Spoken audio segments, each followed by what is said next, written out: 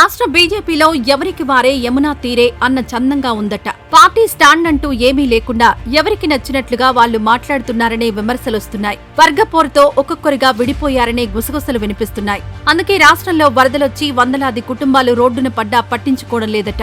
అంతేకాదు ఇలాంటి కష్ట సమయంలో కేంద్రంతో మాట్లాడి ఆర్థిక సాయం తీసుకురావాల్సింది పోయి మాకెందుకులే అని అంతా మౌనంగా ఉండిపోతున్నారనే టాక్ కూడా ఉంది.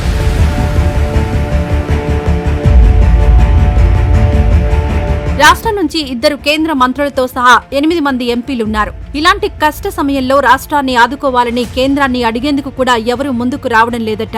కేంద్రం సైతం రాష్ట్రానికి ఆర్థిక సాయం చేసేందుకు వెనకడుగు వేస్తోందట. ఎస్డీఆర్ఎఫ్ అకౌంట్లో 1345 కోట్లు ఉన్నాయని అవి ఖర్చు చేసుకోమని రాష్ట్ర ఎంపీ కేంద్ర మంత్రి కిషన్ రెడ్డి చెప్పారు. అయితే మరో ఎంపీ ఈటెల రాజేందర్ మాత్రం దీనికి పూర్తి విరుద్ధమైన ప్రకటన చేశారు. రాష్ట్రం నుంచి నివేదికలు అందాక కేంద్రం ఆదుకుంటుందని ఆయన అన్నారు. అంటే కేంద్ర మంత్రి ఓ మాట చెబుతుంటే అదే పార్టీ ఎంపీ మరో మాట చెప్పడం కమలం పార్టీలో అంతర్గత పోరుకు ఉదాహరణగా చెబుతున్నారు. ఇదే అదనుగా ఈటెల రాజేందర్ ను సైతం సైడ్ చేస్తున్నారట పాత బీజేపీ నేతలు. కొత్తగా పార్టీలోకొచ్చి పార్టీ అధ్యక్ష పీఠంపై కన్నేశారని సీనియర్లు తమ ప్లాన్ అమలు చేస్తున్నారట.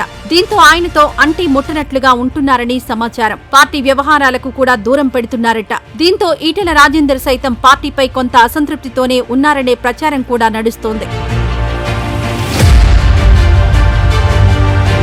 కేంద్ర మంత్రి పదవిలో ఉన్న కిషన్ రెడ్డి దగ్గరే పార్టీ అధ్యక్ష పదవి కూడా ఉండడంతో ఒకంత నిరాశలో ఉన్నారట ఈటెల రాజేందర్. తనకు బాధ్యతలు ఇవ్వాలంటూ ఢిల్లీలో ఎన్నిసార్లు చెప్పినా పట్టించుకోకపోవడంతో ఇక చేసేది లేక ఇలా తన పని తాను చేసుకుంటున్నారట. అందుకే ఒంటరిగా తిరుగుతున్నారనే ప్రచారం జరుగుతోంది.